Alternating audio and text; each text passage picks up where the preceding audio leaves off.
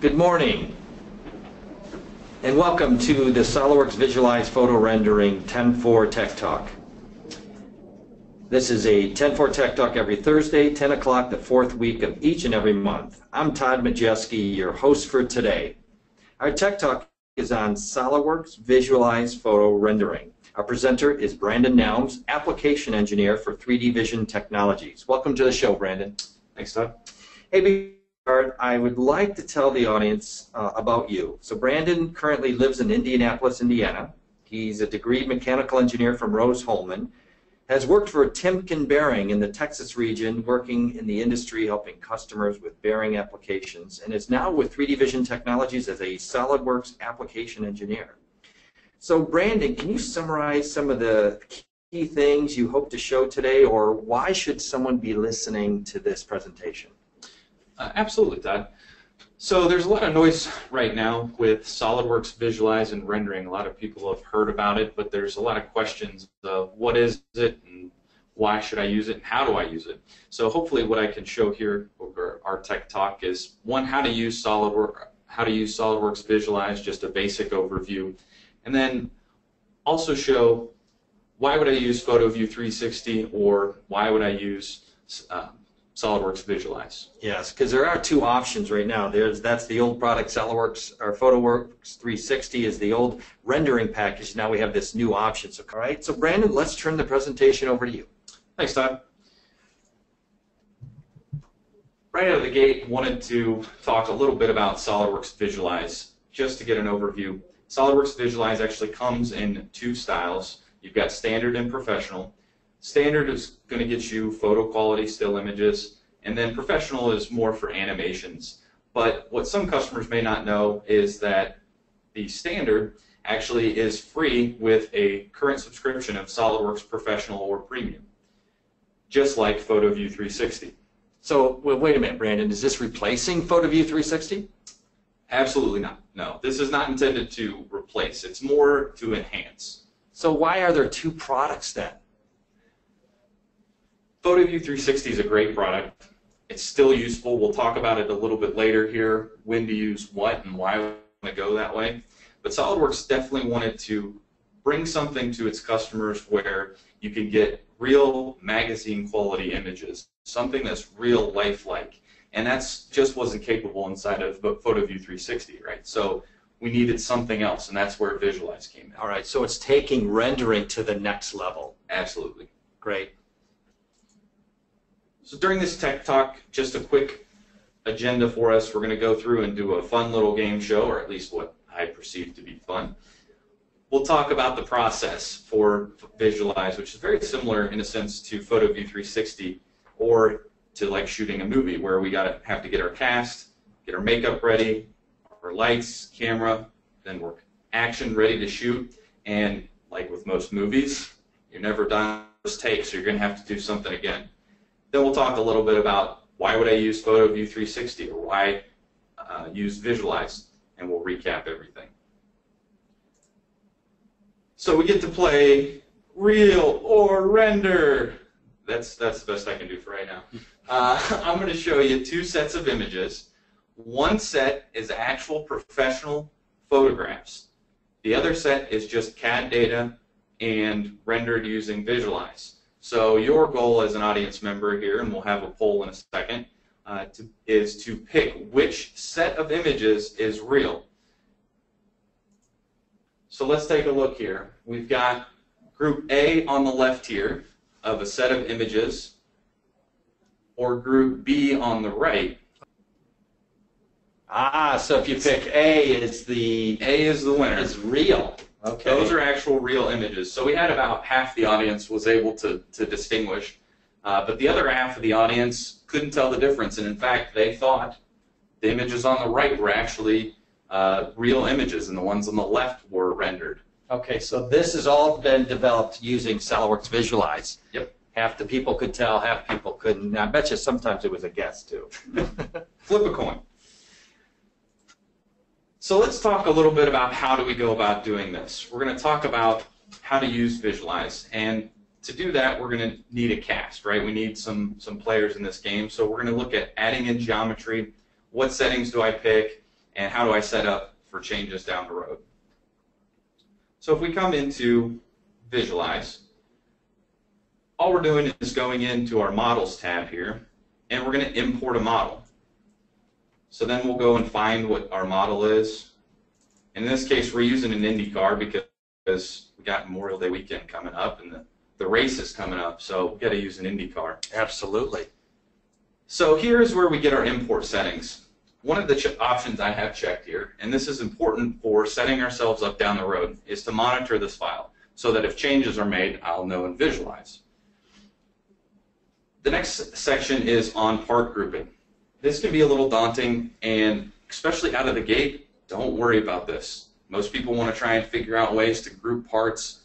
Visualize does an awesome job of grouping things together if we use automatic by either appearances or parts in an assembly. So 9 times out of 10 you'll just want to use automatic, and especially want to use automatic out of the gate, and if you need to go back, change it. So when we say OK, we'll bring in our model. And I'll just snap it to the floor here. We've got our CAD geometry in. So you can see it actually pulled our CAD geometry right inside of Visualize. And you can see it's got all of our different parts here listed.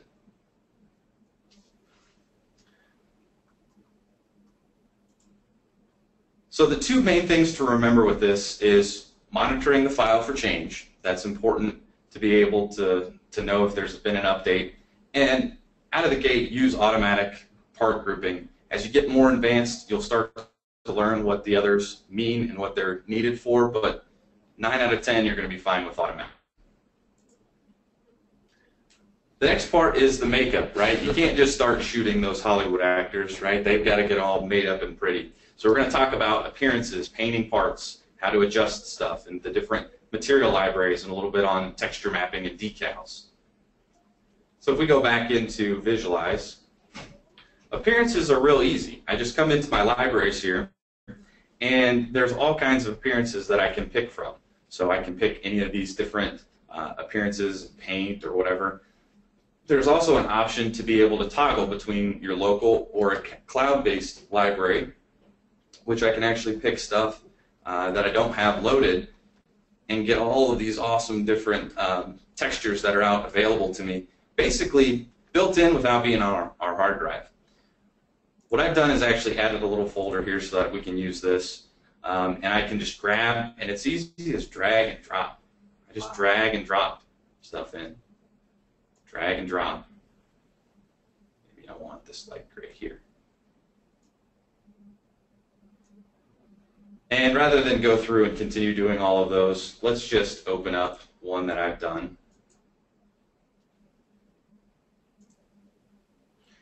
So this is a already pre-rendered image, right? So does it take long to render these? It's an interesting point that you bring up, because SOLIDWORKS Visualize is actually, here in my graphics area, rendering in real time. That's one of the modes I have set up. It's one of the key differences between PhotoView 360 and Visualize. When you're working in PhotoView 360, you've got your CAD image, and then you'll have a render window where you can see what it looks like. But in Visualize, you can set yourself up where, in this case, it's fast, so it's 100 passes. I can set it up to be accurate, and as long as I leave it alone, it'll keep going. And it gives me a chance to adjust these materials and adjust my lighting and everything and see in real time what it's going to look like. Oh, got it. So you don't have to wait for the rendering to finish. Absolutely. On some of these, I've got something like carbon fiber. This is another cool part of it, where I can actually map textures to it. So you can see on my rear and front wings, I've actually mapped a specular texture to it, so it's actually mapping a texture to this color. So I can actually use bump too if I wanted to make it actually look like it's woven carbon fiber. I could do that. But you can spend a lot of time tweaking these. That's where you can get real high quality images that look so real. The other part is the decals. Decals are really easy. It's just a drag and a drop and resize. So you would just bring in from this side a new decal here, go to your image file, bring it in, and then just drag it and drop it and resize it. So do you have to prepare your decals ahead of time, or you just take your image and then you can scale it inside this package? You can scale it in here, absolutely. The one thing that I like to do with my images, especially with decals, is I use PNG files. So that's where I can actually have empty space behind it. Like you'll notice here on this circular one, that's actually the color of the fin through that, because the only aspects of this decal are the black lines. So it's actually like a decal that would be put on.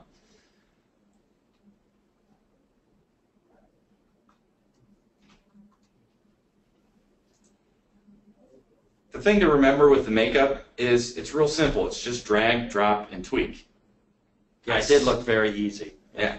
And I set this up in advance because you can spend a lot of time tweaking materials, right? Tweaking textures. And that's definitely where you take your rendering to the next level.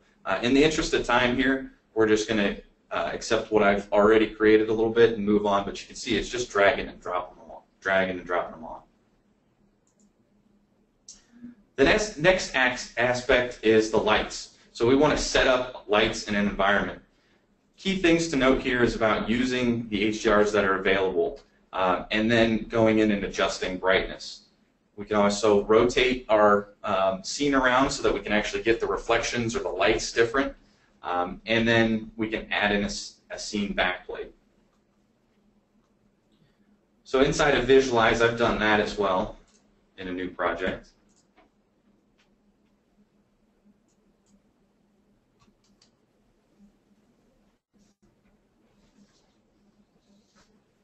Lighting is another area where you can spend a lot of time. The default, what people want to do when they start talking about lighting or start doing lighting and rendering is try and add in a bunch of spotlights and everything, and try and create the lighting the way that they think it ought to look just by doing it themselves.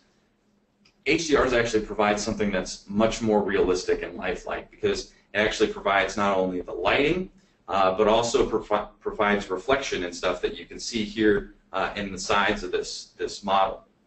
So using HDR sometimes is a shortcut instead of just putting spotlights all over the place. Because we did a production in our office with a production crew, and they brought tons of these little lights and kept fiddling with the lights for probably an hour just to get the reflections just right when they were filming. And I thought, wow, I didn't think it would take that long. Can't you just take a camera and start shooting? Yeah, and you'd think, right? And that's something where from our libraries we could go into an environment and just drag and drop these in, which is what I've done. But you're absolutely right? If I wanted to set it up completely from scratch, it's going to take me a long time to tweak all of that. And in fact, especially for early users, you may not know exactly, or if you're not a professional photographer, you don't know exactly how to do that.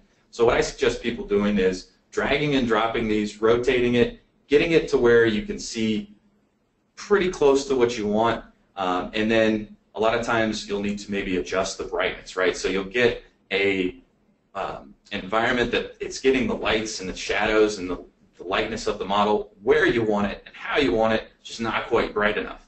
So if you come in, you can adjust this and make it a little bit brighter. Well, looking at the image on the screen, it looks like that car is on the Indianapolis 500 racetrack right now. That's right. Well, it's definitely not right now. I think they're running probably practice or something today. But yeah, that's actually an image from Indianapolis Motor Speedway. Not one that I took, though.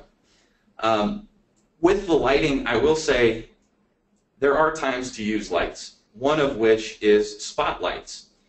And I use spotlights a lot of times for casting the shadows on the ground, right? So when I'm creating the environment and wanting to see how is the whole object going to be lit up, I'm looking at the object and seeing how everything's reflecting and where is it bright, where is it dark. Make sure that's right, and don't let an HDR environment limit me from a shadow standpoint, because I want to be able to cast the shadow on the ground. So that's where I would add in a directional light here, just for that one shadow. That's all I'm trying to get.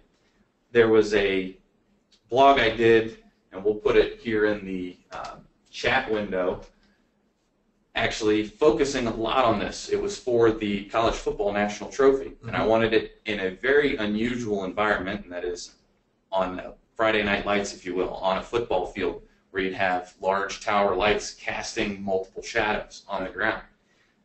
Well, the HDR environments will give you some shadow on the ground, but you can't control the direction of the shadow as easily or cast it long, like I'm casting here long. So it's a trick to be able to add in on top of your HDR, but you definitely want to start there and don't try adding a bunch of lights. You want to add as few lights as possible. So you recommend people to read your blog that's in the chat window if they're planning to learn a little bit more about how to use directional lights. Yep. Okay. Absolutely. Cool.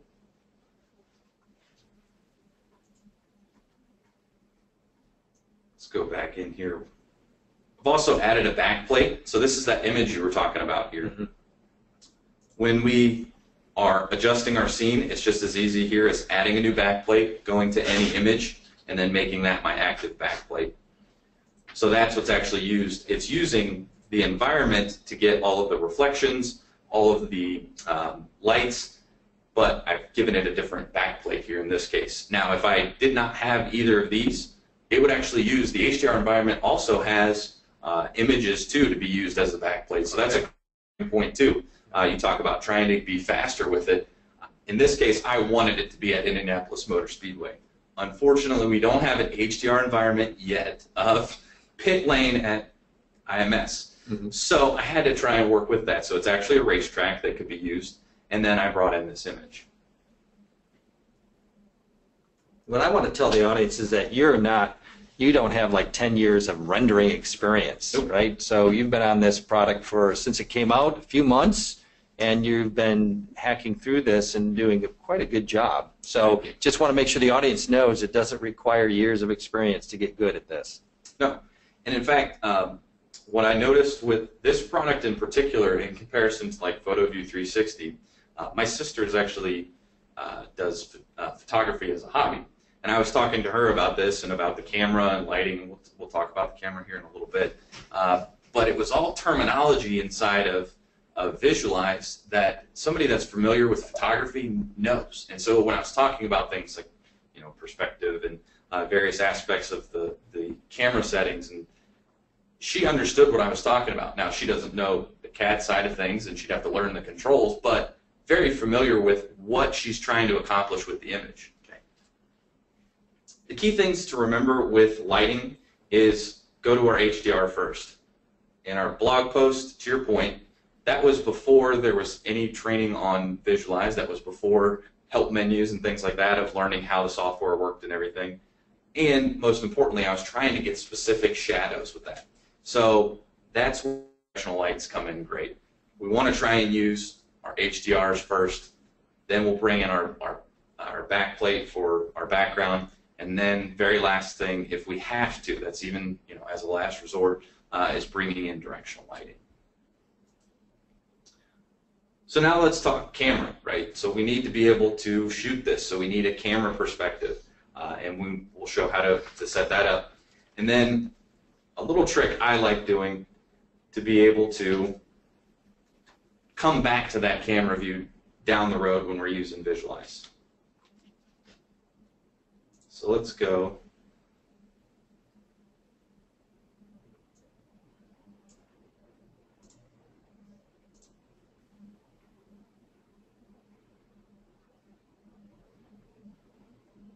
So while that's happening, we're going to be showing like the camera. Isn't that just the view that you're seeing, or you can actually have a camera take a picture from a different angle than what you physically see? Help me understand that part. Yeah, so it is what we see here, right? So that's really your location. camera. Okay. Right. So you bring up 2 points here. One is the location side of things. Where is the camera actually pointing? Where are we positioned? But then also, what are the settings to that camera? In this case, we've got our default camera setup. That doesn't look right. Right. Looks like the car's jacked up in the back. Oh, that's the wrong one. That's why. So in fact, let's fix this. So we've got our free camera set up. I do this oftentimes, is create a free camera. I'm going to copy, just Control-C and Control-V to copy and paste this camera and make that my active camera. And I'll lock one of these cameras down. So we'll lock that camera down. We'll specify this. Let's delete this camera. And I'll specify this to be my default camera.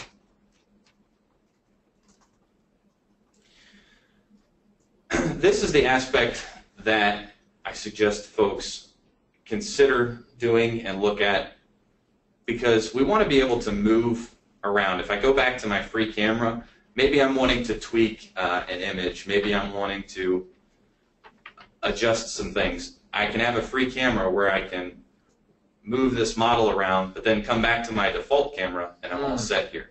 Okay. This is the aspect where I was talking about, from adjusting things on the post-processing side, like vignettes, or setting up depth of field and things that photography folks are all used to. These post-processing are part of SolidWorks Professional, or Visualize Professional.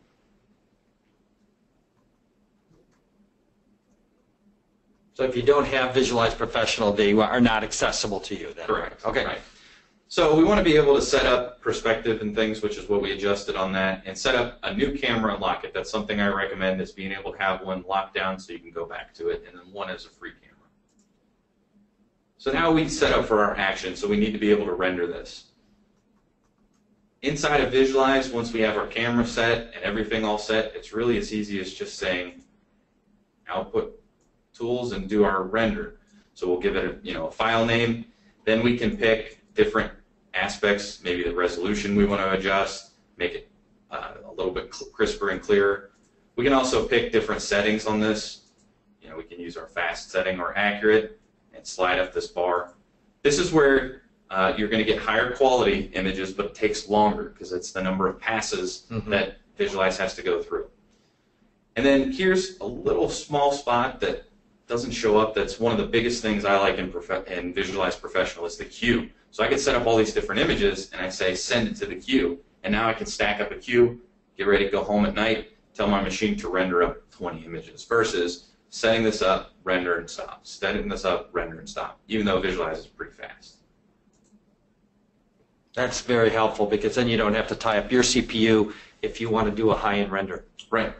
So just to remember, passes are time. We need to work up to the quality we want. Start low, see what you get, and start working your way up. And then remember, the render queue is available in Professional. So let's talk on the reshoot side of things. Well, if we were to make a change inside of SolidWorks, and we, like in this model, for this case, we actually adjusted it so that it has a different configuration where there's that air scoop here you can see in the image here. When I change it and I come back into Visualize, I get this pop-up here that says, do you want to re-import? When I say yes, all of the geometry updates for me. So that was the importance of, one, setting up to monitor the file, but then two, how I set it up to monitor automatically, so it knows that that body is supposed to be the same body.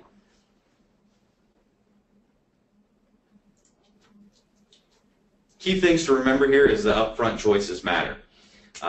Setting up to monitor the file and also setting up that automatic will help in these kinds of changes. And then when it comes time to render all of this, if we've got our queues set up, we can then re-render queues. And you can see here's an output that we got from that rendering up, looking like it's at IMS there. So PhotoView 360 is best for early in the design stage. If you think about it, who has to buy into your concepts? It's usually engineers and designers. It's folks on the product side that need to know, how does this look when it's rendered? How is this actually going to look maybe for some surfacing aspects? I need to know in this squirt gun how this curvature actually looks, so I want to use PhotoView 360. And while I didn't show how to import the models in Visualize, I set that up to be pretty easy to do for that specific case. If there's dramatic changes, it's a little bit more time-consuming and difficult inside of Visualize to make the adjustments. So if there's a lot of changes that are happening, and I'm comfortable and familiar with PhotoView 360, and it's not necessarily outward-facing or customer-facing, PhotoView 360 is still a great tool, and it's why SolidWorks isn't getting rid of it.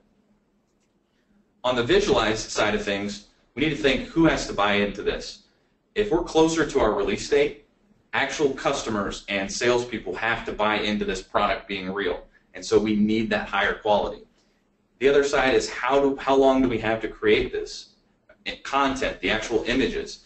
It takes a while to render stuff in PhotoView 360. Visualize fast. In fact, These two images were actually rendered both one in PhotoView 360 here on the left, and you can see it takes almost 13 minutes. The one on the right that actually has more intricate material, actually has some foam there in that dark and clear see-through plastic. A little bit more intense. I don't know, Todd, if you would agree that's a little more intense image. Yeah, it looks like they're using translucent plastics with opaque plastics. You've got the silver spring in there, and it looks, they got all kinds of materials going on inside. Right. That actually took less than 2 minutes to render inside of PhotoView or inside of SolidWorks Visualize. So 7 times faster. Yeah, that is a lot faster and a higher quality product or output. Right. So how is that even possible? Well, Visualize actually can leverage both our CPU and GPU. This image is split and actually has, this one on the left, 10 seconds of just using CPU power. But GPUs are actually really fast. And Visualize can use a hybrid of both, and you can see on the right here, same 10 seconds when you leverage both your CPU and GPU, the increased quality, which that's all about speed. And GPUs are typically found on the graphics card, correct? Yes. Mm-hmm. So just to recap how to go through this from the process. Think of it like you're shooting a movie.